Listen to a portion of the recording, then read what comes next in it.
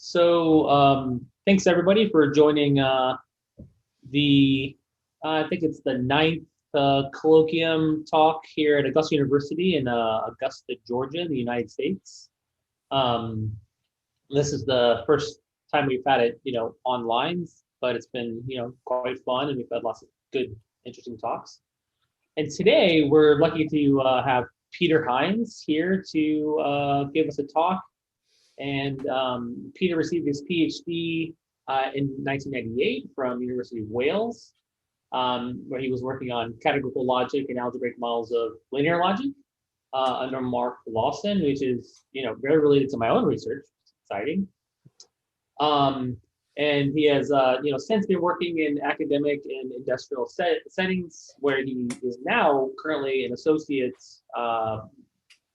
in the York Cross-Disciplinary Center for Systems Analysis, and a member of the cybersecurity and semi-group theory groups there. And his work is, can be seen as being strongly cross-disciplinary with category theory as an underlying theme. He has published in, pure mathematics, theory of computer science, logic, quantum computing, linguistics, natural language processing, cognitive science, psychology, and security. So lots of really cool things that are definitely related to all the disciplines in our school at Augusta, because we're in the School of Computer and Cyber Sciences. So we do both computer science and cybersecurity in our little school here. And so I think even a lot of professors here that might not be very theoretical or know much about category theory, I think this will still be very interesting and relevant. And so today, Peter is going to be talking about category theory and communication, cryptography, and security. So thank you, Peter, and I'm looking forward to your presentation. Okay, I guess I'm on.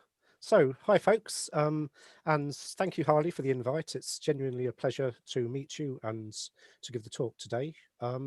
So, before I start, the cover art for my presentation here, if nothing else, in Britain, we have a world-beating quality of graffiti. So this appeared close to GCHQ several years ago, and, well, I rather like it, so that's why I put it there. So, what I'm talking about today is category theory. So I'm going to do an elementary introduction to some category theory with a disclaimer that it's a very large subject, and I'm going to be talking about a very small part of it.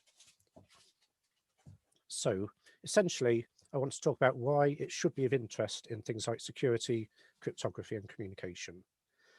I want to do this by example. So motivation by looking at elementary tools. I want to look at unexpected structural connections with category theory, and indeed how we can use it to simplify seemingly complex structures.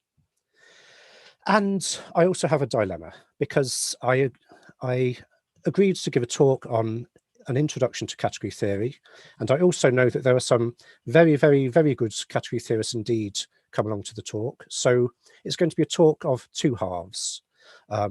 If you're a hardcore category theorist, the first half might be rather straightforward. So hopefully there's going to be something for everybody, but possibly at the expense of there not being the whole thing for anybody. Okay, well, before we go into details and definitions, that kind of thing, there's a question that needs to be answered. Academics are very fond of saying you should really learn about this subject or that subject, but really it takes effort to do so. So why should researchers in communication, cryptography, security, all that sort of thing, put in the effort of learning about category theory? And I'm just going to spend a few moments explaining some motivation for this. Now, one of the most important motivations is it's actually already happened. So at least in the quantum world, we're further along this track than we are in the classical world. This was kicked off by Abramsky and Cook's paper from 2004. Since then, the Oxford School of Categorical Quantum Mechanics has expanded wildly, but a categorical semantics for quantum protocols. Now, this involved learning a lot of category theory for people, but it gave graphical tools for reasoning and describing things such as quantum key distribution or teleportation, quantum communication protocols. And there was a payoff for this, and the utility was simply that complex Hilbert space calculations were replaced by simple diagrammatic manipulations. So it's not that the category theory allowed you to do anything that the Hilbert space model wouldn't. It's simply that doing things diagrammatically was just so appealing that it was worth taking the effort to learn a new subject. Now, in the classical world, we see a similar thing, although it's somewhat more hidden there. So this was started by Colin O'Halloran's DPhil thesis, Category Theory Applied to Information Flow for Computer Security, Oxford. I should have put the date there. It was either late 80s or early 90s. And where do you go after doing a doctorate in Category Theory Applied to Information Flow? Well, he went on to Kinetic, the UK government's research labs, and is now founding director of DRISC. And from their website, what they're doing is assuring the behaviour of systems and software for the UK government. And if you look at their outputs, you look at them, and whether they're explicitly categorical or not, you look at them and think, this is category theory through and through. I may look at every subject and think that's a personal bias. And I couldn't continue without, of course, mentioning Duško Pavlović's group at the University of Hawaii, over on the other side of the Atlantic and indeed Pacific, chasing diagrams in cryptography. So diagram chasing is something I'm going to talk about today. It's a key categorical technique that allows us to replace equational manipulation by diagrammatic manipulation. And of course, this is a key theme of the University of Hawaii Cryptography and Security Group. And finally, I'm not sure how much I can say about this, simply because I don't know whether the authors would be happy with me doing so. So I'll simply say that I've seen some well-received computer packages and systems that were designed entirely along categorical lines, built using category theory, and every trace of this hidden from the end user. And finally, as a personal anecdote, passing through a university, I stopped outside a lecture room where someone I know was talking, and when he came out, I said to him, "You were teaching them about categorical push-outs, weren't you?" And he said, "Yes, but we're not allowed to call it that because apparently the students switch off when we mention category theory." So the takeaway from this is not only is it actually worth learning a new subject, but it's entirely possible that you may already have done so, it's simply not being called that.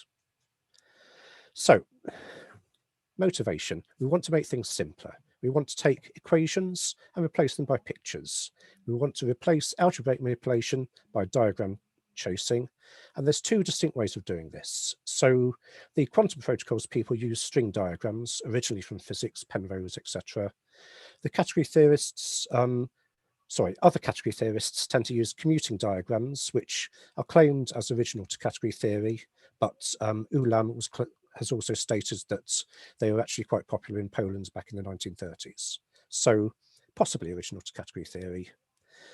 And finally, the second half of the talk for people who are sort of more into their hardcore category theory is unexpected connections between the foundations of category theory and communication, cryptography, and security. We need to ask, why do we see these things, and is there any practical utility to these observations? Okay, so category theory, it started out as a formalism for reasoning about large-scale properties of mathematical structures. Samuel Eilenberg and Saunders Mac Lane in the 1940s, and there was a significant precursor for the logicians in the von Neumann-Gödel-Bernet theory of proper classes. The canonical textbook is still Categories for the Working Mathematician by Saunders Mac Lane. Now, this very much uses algebraic topology, the original motivation, for illustrations. There have been a lot more books written recently, category theory from the point of view of computer science, physics, etc. No one has yet written a book introducing category theory from the point of view of security, but hopefully I have hopes that that will happen at some point. Right, okay, so all that out of the way, let's get on with some definitions, or rather a bit more sort of illustration. So we consider large-scale properties, all groups, all rings, all spaces, or even all sets. And a category has objects and arrows. Objects are thought of as mathematical structures of a certain kind. Arrows are structure-preserving maps between the objects, and we can, of course, compose these. So we have a proper class of objects, a proper class because we may want to talk about all sets, And between any two objects, we have a set of arrows. Right from the beginning, we're going to work diagrammatically. So an arrow from A to B is simply drawn as exactly that. And our axioms. Well, if the target of one arrow matches the source of the other, we can compose them. Composition is associative, and there's an identity at each object. And if this looks like the axioms for a monoid, it's remarkably close. The set of arrows for an object to itself is necessarily a monoid. So this is a sort of big picture view. Category theory is a big picture view of mathematics. And I should mention also the underlying philosophy is not what we're studying is not the mathematical structures themselves, it's the structure preserving maps between them. And we don't discuss members or subsets of an object. This is most definitely not set theory. Now, we can, of course, take two categories and look at the maps between them. So a functor is a structure-preserving map between categories. If we have an arrow from F from A to B in category C, and a functor from C to D, well, we get an arrow from gamma A to gamma B in category D. And again, simply like a homomorphism, these are required to preserve composition and identities. And that's it. There's nothing particularly complex about the definition of a category. Now, here's an interesting fact. We can look at small categories that have a set instead of a class of objects. And at the extreme, we have, of course, a monoid, which is a category with only one object. We have things like a partially ordered set. That's a category because objects are simply the elements of your partially ordered set. And you say there's a unique arrow from A to B if A is less than or equal to B. And the curious fact is that many interesting structures themselves are particularly significant kinds of categories. Now, where we want to get to is diagrammatic reasoning. So a diagram over a category is a directed graph whose vertices are labelled by objects and whose edges are labelled by arrows between these objects. So let's start off drawing a diagram in the category of sets. So we've got a directed graph, 3 nodes, each of them labelled by the same object, and we have some maps between them. And this diagram commutes, because a commuting diagram is simply one where all paths with the same source and the same target describe the same arrow. The composite along this path is equal to this path. And, well, we can have fun and games with these. And so we can say we've got 2 diagrams that commute. We're going to paste them together along a common edge, and we're going to get a new diagram that commutes. And building up commuting diagrams can be really sort of simple and intuitive just by a very basic set of rules. So here's a commuting diagram. This path is equal to this path, is equal to this path, and that's it.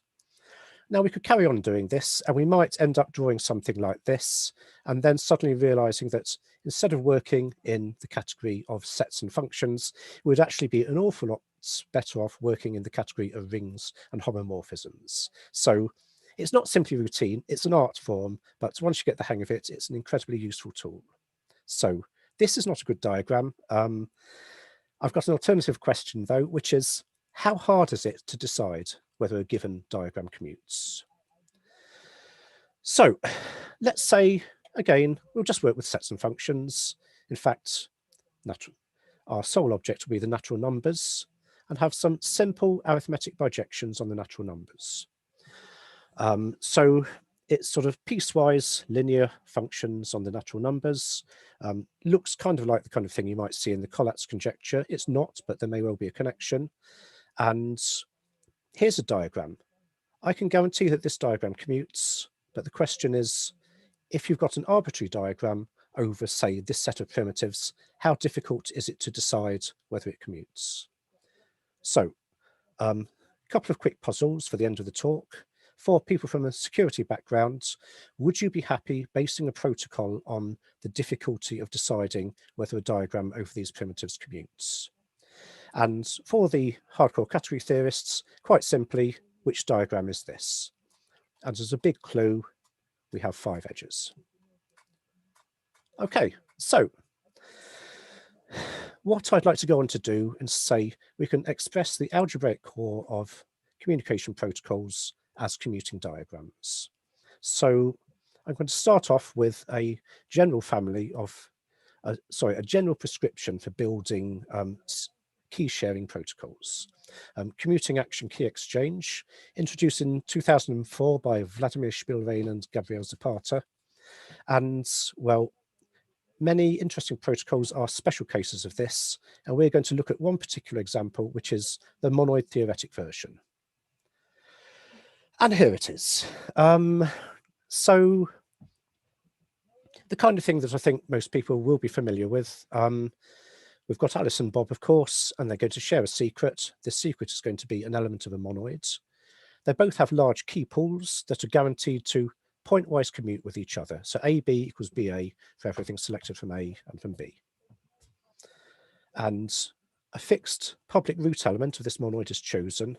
Alice chooses her private key, which is a pair of elements from her key pool, computes what happens when you take the root and compose on the left and on the right by her private key, and publicly announces that. Bob does the same with his private key.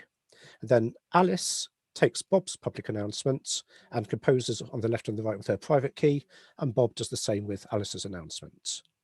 And pointwise commutativity tells us that these are equal, so Alice and Bob share a member of this monoid. Now, I'll emphasize at this point that we can say absolutely nothing about the security of this because it's not a protocol, it's a general description for building a family of protocols. The security depends entirely on the choice of the monoid. So if we were to choose, say, the natural numbers with addition, that would be a poor choice. So somewhat clearer form, we can draw this as a table. We've got our public root, we've got Alice and Bob's private keys, we've got our public announcements, and we've got commutativity that tells us that our shared secrets are equal. But what I would rather do is simply draw the algebraic core of this as a commuting diagram.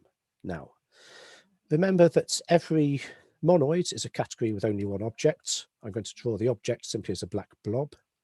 And this is the algebraic core of commuting action key exchange, simply expressed as a commuting diagram.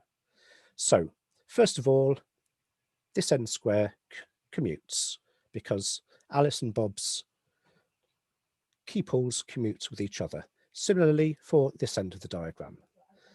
Down here we have the root, and up here is simply the definition of Bob's public announcement and Alice's public announcement. Everything still commutes by definition. Up here, we have their shared secret, so the whole thing commutes. And this tells us that Alice and Bob compute the same shared secret. Okay, well, we can do that. And we can ask ourselves, can we do the same with other communication protocols? And yes, indeed, we can, of course. So another simple example that I'm sure everyone's familiar with, which is tripartite. Hi, can you please Hello. Hello. can you please repeat the last slide, like the arrows? This one? This one, Yes. yes. Sure.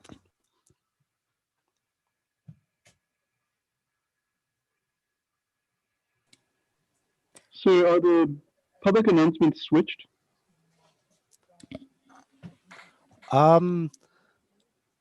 Public announcement switched.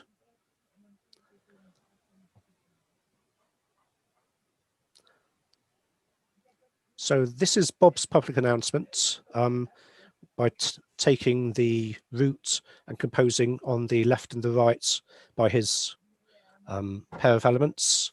And this is Alice's public announcement given by taking the root and composing on the left and the right by her private elements.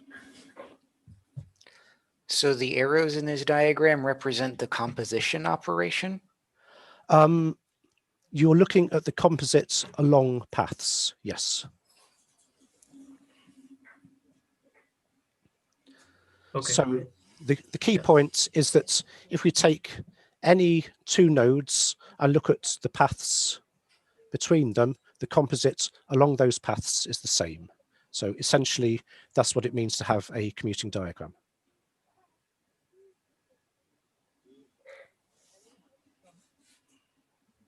Okay, is this good? Should I continue? Yes. Yes. Okay, cool. Thanks. Yeah. Yeah. Okay, so I mean, please do jump in if I'm sort of going too fast or too slow or missing out something. I'm here to be understood. So, okay, so I'll go on and look at tripartite Diffie-Hellman key exchange. So we've got 3 participants that come to share a secret. I'm sure everybody knows how this goes. We've got a public prime and we've got a root element in our finite fields.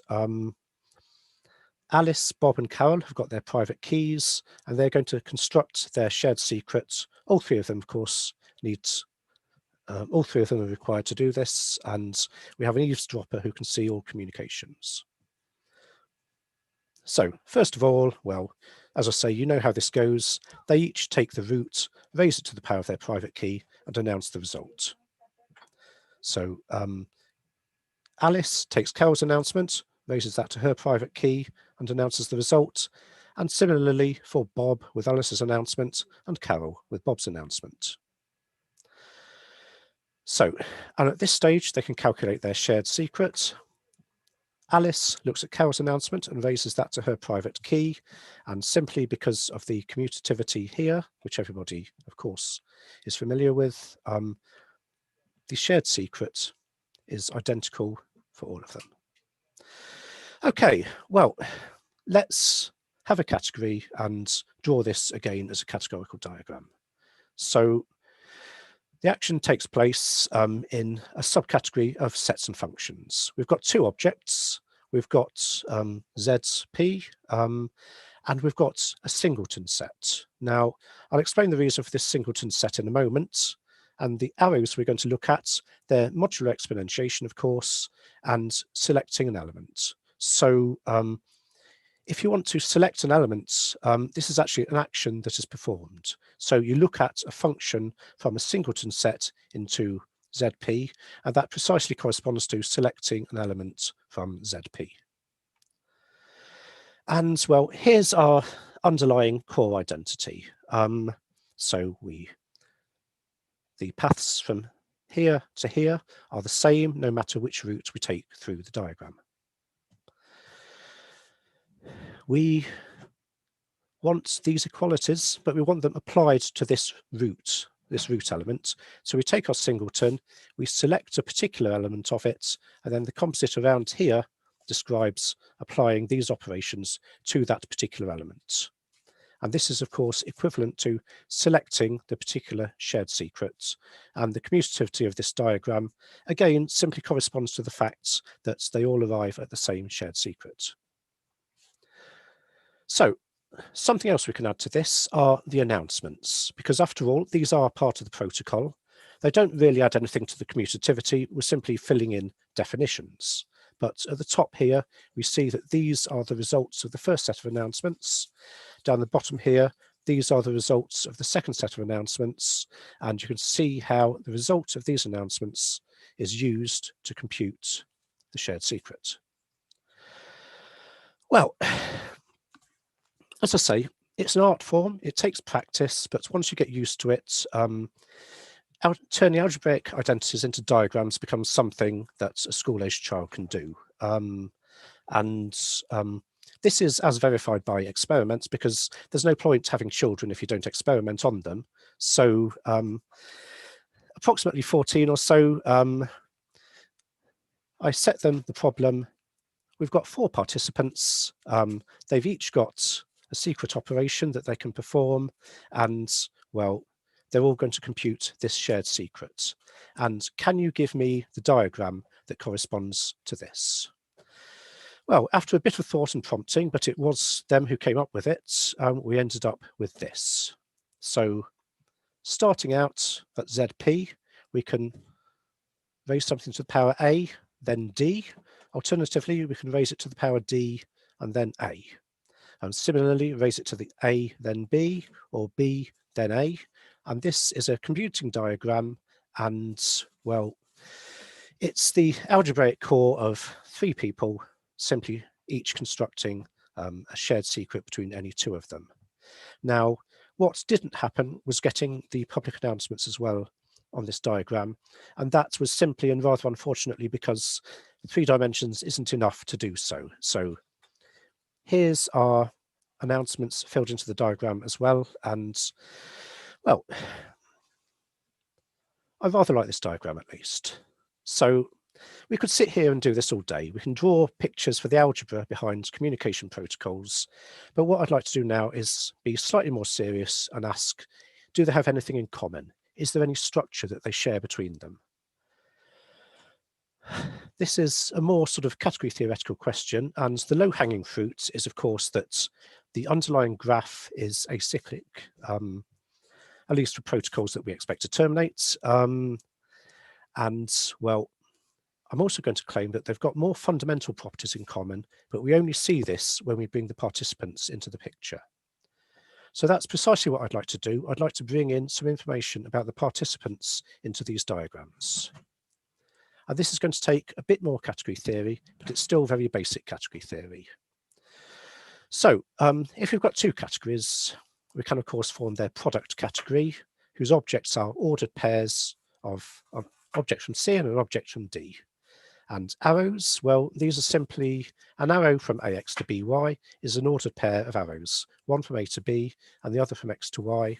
And composition is of course defined pointwise. It's a common idea from algebra, simply translated into category theory. And the second part is the notion of an order-enriched category. So this is one where the set of arrows between any 2 objects has a partial order on it. And this is required to be compatible with composition. So if we've got F below G, arrows from X to Y, and H below K, arrows from Y to Z, then we have to have that HF is below KG. So composition respects the partial order. And a couple of examples that will be relevant. First of all, every category. Well, we can simply take the equality relation and say that trivially it's order enriched. Alternatively, if we take a set and then look at its lattice of subsets, well, we've got a monoid composition on this given by intersection, and we've got a partial order given by inclusion, and this is a compatible partial order, so this is again an order enriched category with a single object because it's a monoid. Then, given 2 order enriched categories, of course, their product category is also order enriched. And what we're going to do to bring the participants into this picture is to consider the order enriched monoid of the subsets of participants in a protocol. So, going back to commuting action key exchange again, what I want to look at is the lattice of participants and ask the question, who has come to know what when the exchange is finished? So it's not a sort of times thing, who knows what at which stage. It's simply saying when everything has been gone through, who knows what? And well, everybody knows the root and the public announcements. Alice and Bob, they know their shared secret. Alice knows her private keys, Bob knows his private keys, and nobody knows these composites. So what I'm going to do, generally, introduce this epistemic data to diagrams by looking at the lattice of subsets of participants, and we're going to label every edge in the diagram by an element of this lattice. So here we've got Alice, Bob, and the eavesdropper, and they may come to know this value at some point in the course of the communication, or they may not. So here it is, the diagram for cake.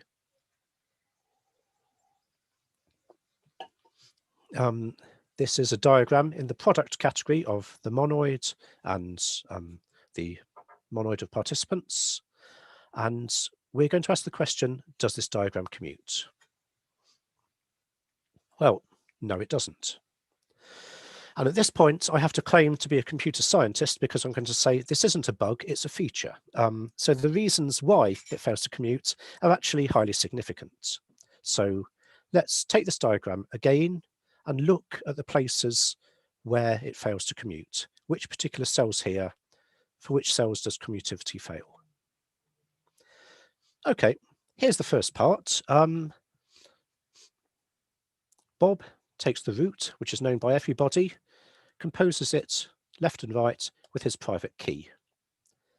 Now, the composite on this part is Bob, intersection the top element of the lattice, as in everybody, intersection Bob, Bob here.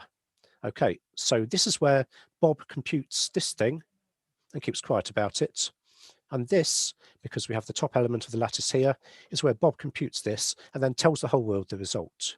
So here, a public announcement is signaled very strongly by failure of commutativity. So our announcements are going to appear as inequalities. We no longer have the composite along this path being equal to this path, rather the composite along this path is strictly below this here.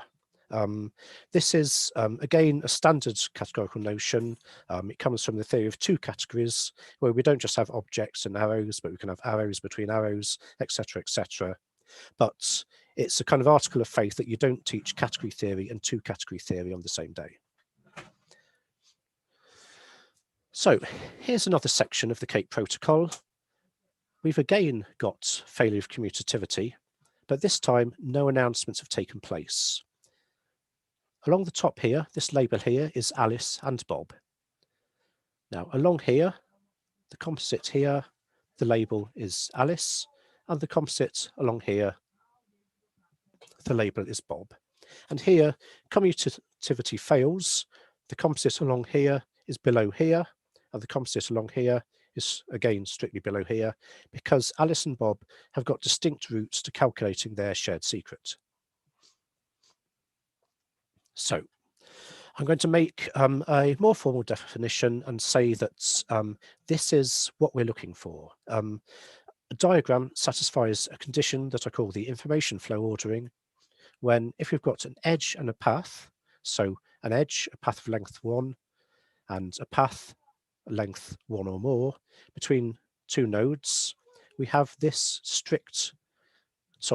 we have this inequality. Not necessarily a strict inequality, but it's an inequality. So algebraically, the composite along the longer path is less than or equal to the composite along the edge.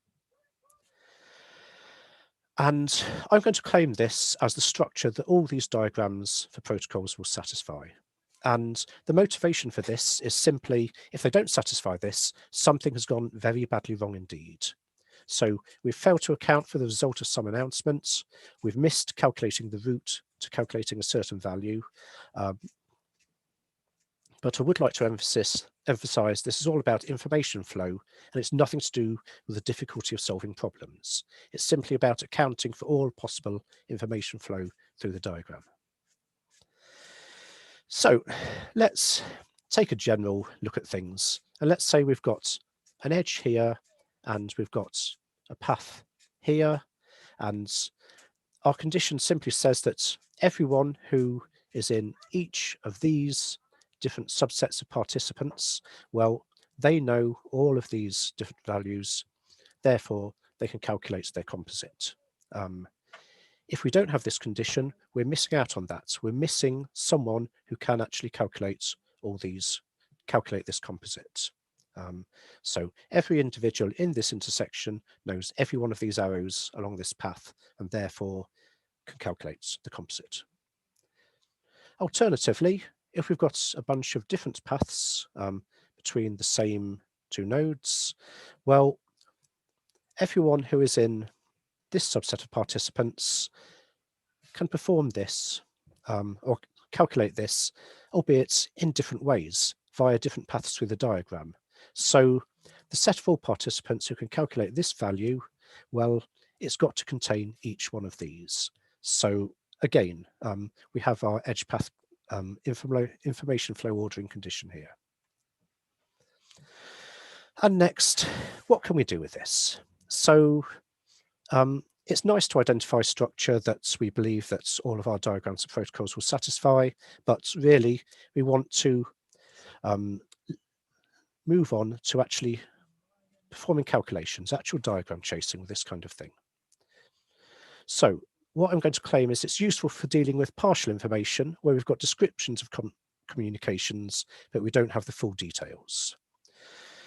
So this is ongoing work, but the basic idea is to draw the information that we do have on a diagram, and we tabulate the routes where we can complete this diagram to one satisfying this required condition. The idea is we're looking for the possible answers to questions such as how might participant X have come to know the value A? And a little bit of advertising for proceedings of a rather nice conference this summer. And for the category theorists, this is still an elementary application of diagram chasing. So let's consider the situation. I'll do this by example, where we've got partial information about which communications have taken place, and we've drawn it on a diagram here. And we want to simply deduce this composite here has become public knowledge. What are the possible routes by which this could have happened? Now, first of all, if we look at the intersection of all of these, it's empty. So there's no single individual who could have done this without some announcements taking place. Sorry, without assistance, let's say. And when is it unambiguous about what announcements have taken place? Well, it's unambiguous where every time a composite is calculated, let me rephrase this.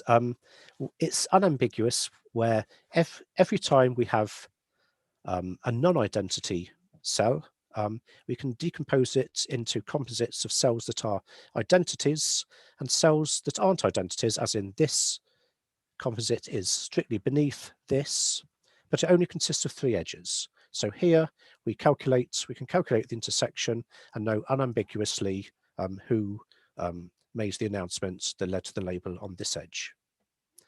And well, we simply want to consider all the possible ways that a given diagram can be a subdiagram of a triangulated diagram satisfying our information flow ordering condition. And here's some different options. Well, first of all, this diagram here is triangulated. We can see that W has publicly announced the composite BA. Y has publicly announced the composite DC, which leaves anybody then able to compute DCBA. Here, well, we know that X has publicly announced CB, but it's not fully triangulated. There's still some ambiguity about how this value came to be public knowledge. So we can take this at the bottom and we can triangulate this as well, giving an entire triangulated diagram. And here we see that either V or W has announced CBA. We have no way of knowing which one. And then either Y or Z has announced DCBA. Similarly, here we see that either Y or Z has announced DCB, followed by either U or V announcing DCBA. Excuse me. Now, if we've got a diagram, then essentially elementary combinatorics, a bit of recursion, will allow us to simply compute all possible triangulations of it. But before we start concluding anything from this, we need a lot of caution. We need to bear in mind our own assumptions. We've drawn a partial diagram based on what we believe the state of affairs to be. We're claiming that we're aware of all participants. We're claiming that our understanding of their knowledge is accurate. We're claiming that there are no other ways to calculate the information that we haven't accounted for. We're claiming that the algebra on which security is based is actually as robust as we hope it is. And for people who are hardcore category theorists, they're going to find the notion of triangulating polygons rather familiar. Simply to say that I have indeed spotted that. Right, well, this is where I move on slightly and say that drawing diagrams gives us a visual representation of algebraic relations. We can add in epistemic knowledge and an implicit notion of information flow. But what's happening is we're treating the underlying algebra as a black box. And the question is the category theory relevant to this? And let's go back to cake. So this is a general recipe for producing public key protocols. The key ingredient is the choice of semigroup. So we would like to know which platforms have been proposed and indeed why have they been proposed. Well, back in 2004, it was introduced by Spielrein and Zapata, And the first concrete platform was introduced in the same year by Spielrein and Ushakov, Thompson's group, and public key cryptography. So just to move into group theory for a brief moment, I'll be back with category theory shortly. Thompson's group, well, it's a particularly famous group in group theory. It was originally defined in terms of piecewise linear continuous maps on the unit interval. And it's well known because it's a key player in unresolved problems in group theory. It's particularly good as a counterexample to conjectures.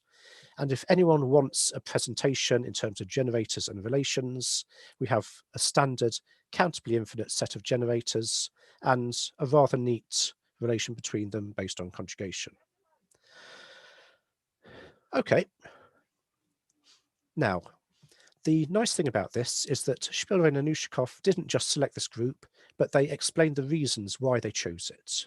So, yes, the phrase they used was particularly fit for cryptographic purposes. So, it has no non-abelian quotients. Any quotient on F will collapse it into an abelian group. So this was taken as stating that F is as far from being free as possible. It's got an almost linear word problem. Deciding whether two words are actually equal is easy. And finally, the claim was the difficulty of solving equations over this resembles factorization, which of course is at the heart of the RSA cryptosystem. Well, first of all, to emphasize, it's not currently in use. A couple of years later, Matushi published a paper with a fairly blunt title, The Spielrein-Ushakov Protocol is Always Breakable. And Ruinsky, Shamir, and Saban, slightly longer, Length-Based Cryptanalysis, the Case of Thompson's Group. Now, the fact that this was about length-based cryptanalysis was significant because F was hoped to be as far from being free as possible. And the folklore at the time was that length-based cryptanalysis, which, sorry, I'm not going to go into, worked better on groups that were closer to being free. So the further away a group was from being free, the more secure it was likely to be. And they have a conjecture that no practical cryptosystem based on this group can be secure. So, where am I going with this? What, if anything, does any of this have to do with category theory? Well, first of all, to make clear the terms of reference, we're not analysing the security of this protocol. We're not even analysing the various attacks on it. What we're doing is we're looking for the reasons why it was chosen in the first place in general categorical terms. And we're looking for a two-way flow of ideas between cryptography and category theory. So, back to basics, some category theory. Now, a tensor on a category. It's a functor from the product of a category with itself back to the category. So if we've got F from A to B and G from X to Y, we have F tensor G from A tensor X to B tensor Y. It's a functor, so this is of course composition and identity preserving. Examples, well, Cartesian products, tensor products, disjoint unions, direct sums, etc. We have no shortage of examples. Now, when it comes to axioms, it's worth noticing that these examples, they're not directly associative. They're associative up to some fixed natural isomorphism. Natural has a technical meaning in category theory. I'm not going to go into that. Now, as well as an isomorphism that will take a right bracketed version to a left bracketed version, and vice versa, we need a coherence condition to make sure that everything works properly. And this is quite simply the two ways of rearranging a four-folding bracketing have to be the same. So here they are. We have four symbols. We can say, take the identity and apply it to the first one and apply an associator to the remainder. Or we can apply associator to the whole thing. We can take this and say, well, here's an object, here's an object, and here's an object. Apply an associator to this again. We arrive at a left bracketed version. Or alternatively, we can take this apply the identity here and the associator to this part here, and arrive again at a left bracketed version. And the one and only condition that we need is that these two ways of rebracketing are the same, i.e. this diagram commutes. Now, this is an absolutely core and fundamental part of category theory, and there's a rather intriguing quote from Patrick de Hornoy in 2005, who says that the only non-trivial relations in Thompson's F correspond to the well-known McLean-F pentagon. Okay, well, before I get into that, just something that I need to say.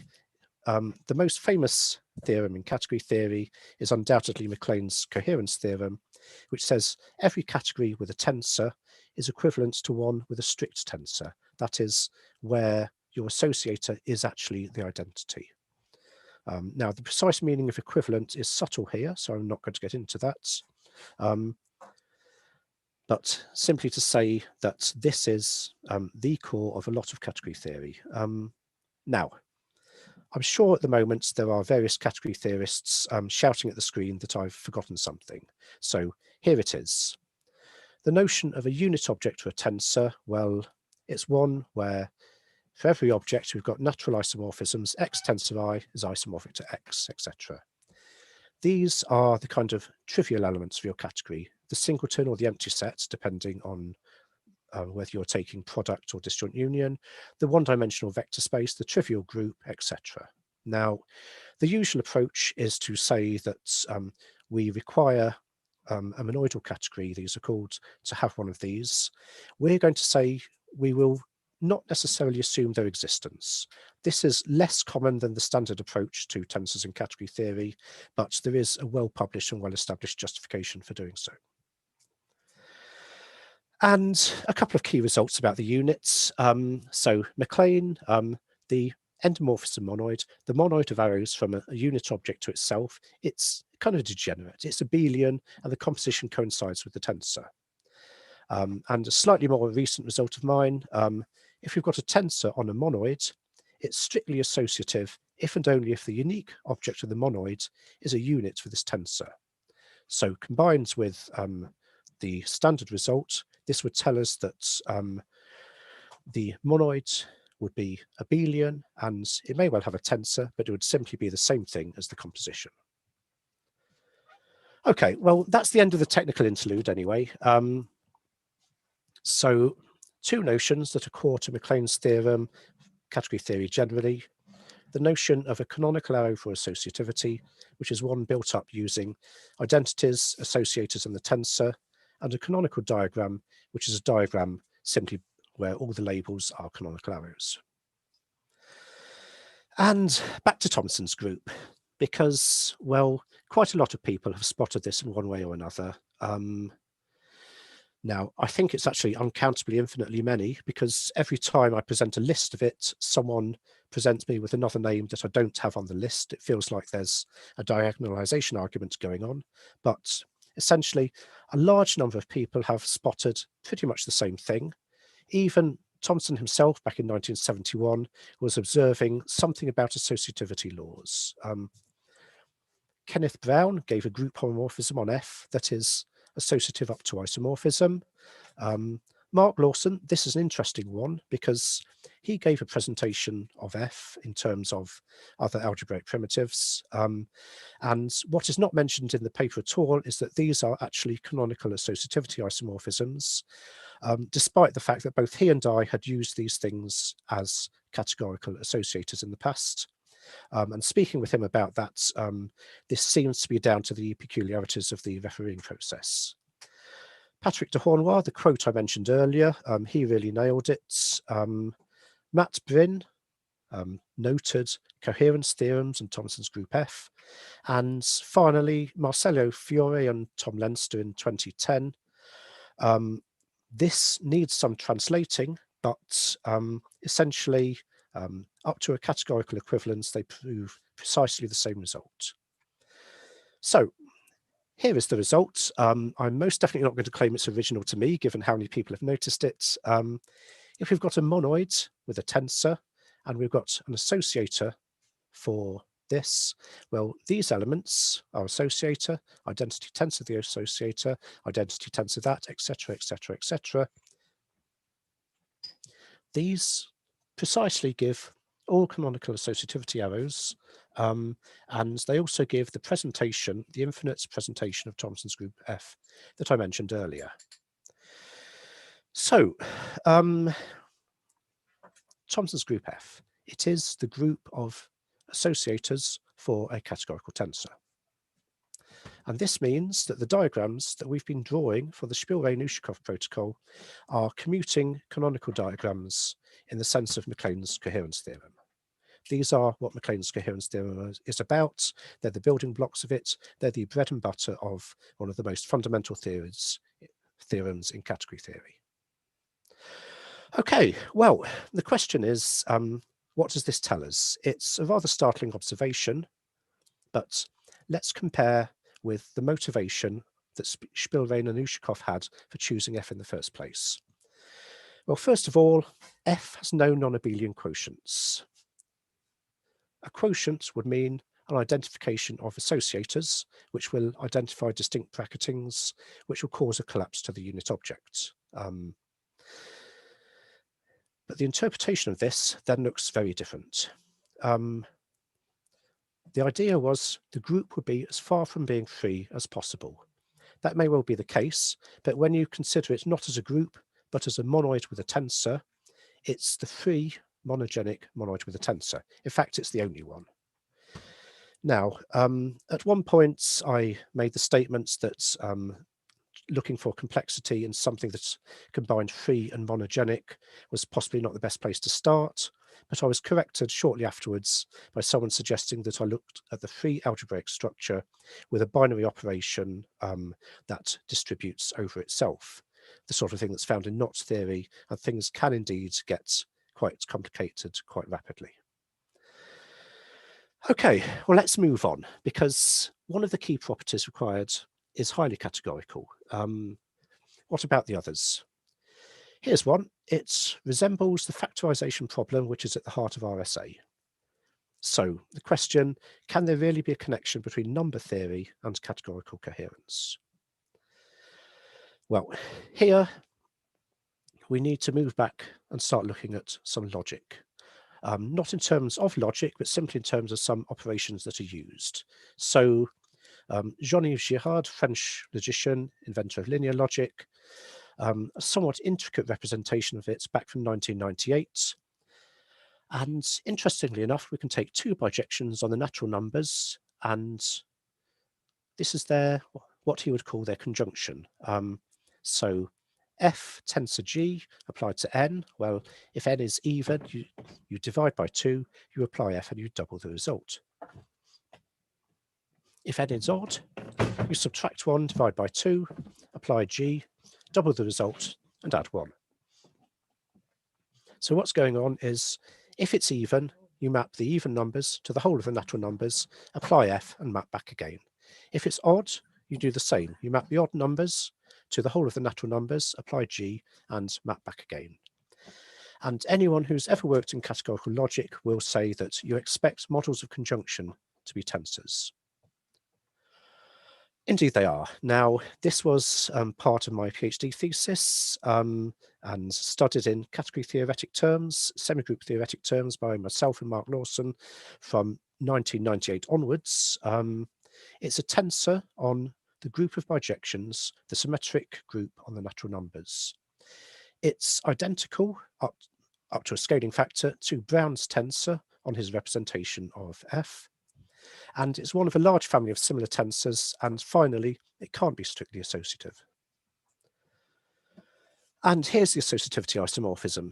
So in this concrete setting, all our canonical isomorphisms are going to be linear functions that are defined piecewise on modulo classes of the natural numbers. And, well, here's the components of Maclane's pentagon, and if this is looking familiar, it certainly should do. The diagram that I was asking about at the start of the talk is simply Maclane's pentagon in this setting. And at this point, I'm going to ask Harley how much time I have left to go.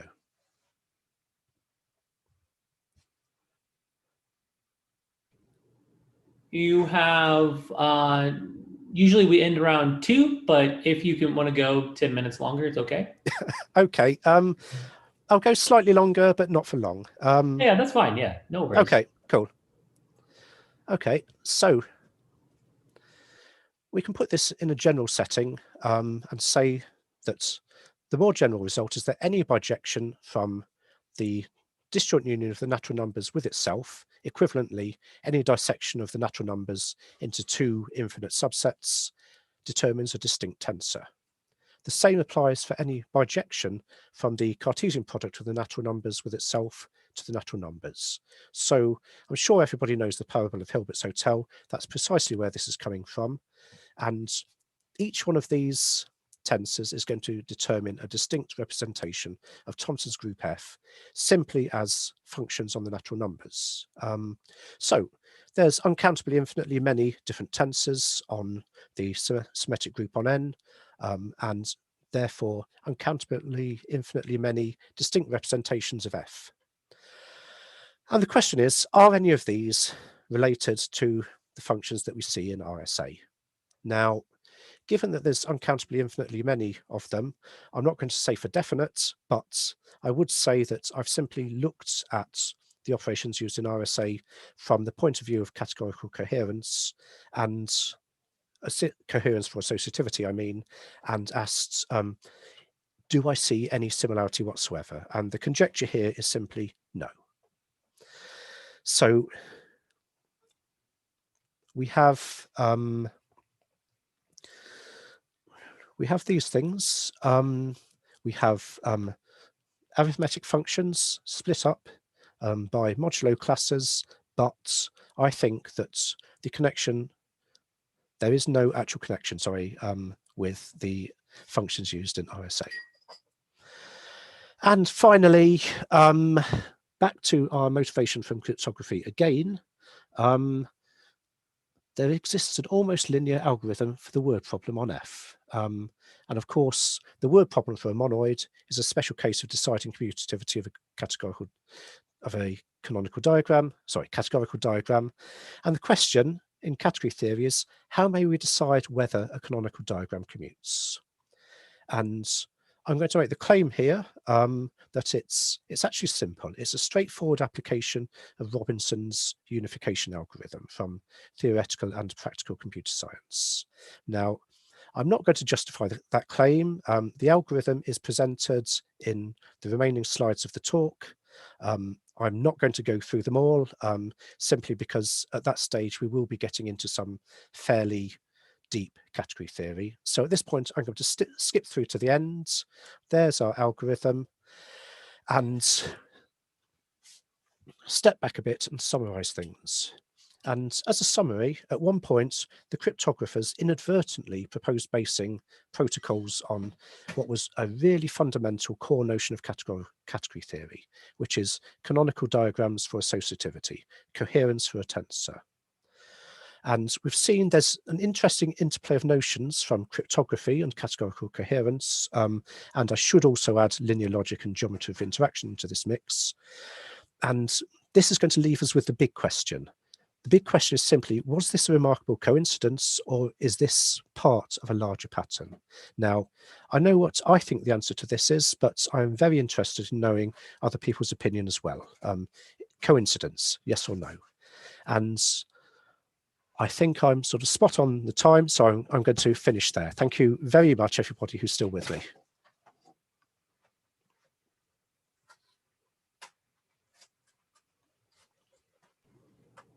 Excellent. Thank you, Peter. Okay. Thank you very much. It was a very, very interesting. Thank you. Thank you.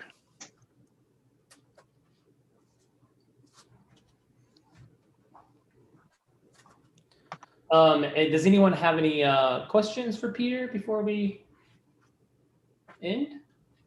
Any additional ones, that is?